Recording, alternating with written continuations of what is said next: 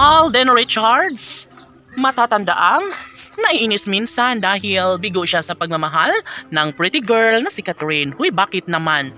No, sa mga pagkakataong ito ay makikita talaga sa mga mata ng binata na sadyang minsan siya ay talagang nawawalan din ng gana minsan sa ngalan ng pagmamahal. Patuloy na lumalaban ang aktor, no? Dahil nais niya talaga na magtagumpay sa unang pagkakataon sa lahat ng kanyang hangarin na magkaroon sana ng walang hanggang kaligayahan sa kanyang mga puso. Of course, desidido si Alden Richards na magtagumpay sa kanyang nararamdamang pag-ibig para sa dalaga. Of course, patuloy na kinikilig ang taong bayan sa mga pagkakataong ito dahil hindi na nga talaga kakayanin pa ang mawala sa buhay ni Alden Richards, si Catherine Bernardo. Syempre, sa unang pagkakataon ay hindi na nga talaga maaari na mawalang saysay ang lahat dahil sa mga pagkakataong ito, dapat lamang na maisakatuparan ng isa sa pinakahinangad, pinakapangarap ng lahat na sana'y hindi na magbabago pa ang isang pagmamahal tungo sa pagkakatuluyang pinakahinihintay ng lahat. Sabi nga ni Alden Richards na kompleto na ang kanyang buhay sa ngalan ng pag-ibig ni Catherine Bernardo ay posible umano na maisakatuparan ng lahat, lalo na't si Alden Richards ay hindi na kailanman magbabago sa kanyang tunay na damdamin para sa dalaga. Syempre, mas ibibigay pa rin ng isang daang pagmamahal ni Alden Richards kahit ano pa umano ang mangyayari.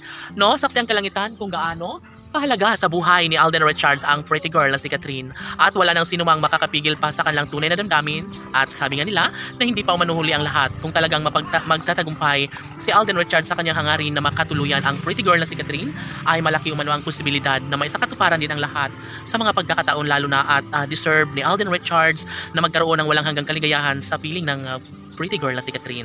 Unang sabak sa kanilang relasyon ay talaga nga namang na-amaze ang aktor dahil nga tila magtatagumpay na umano siya sa kanyang pinakapangarap na pag-ibig, no?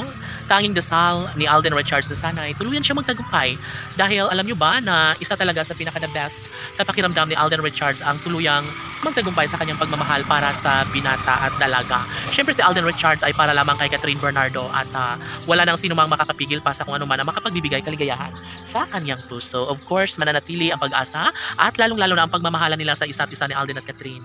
Never na mapagtagumpayan ng isang bagay kapag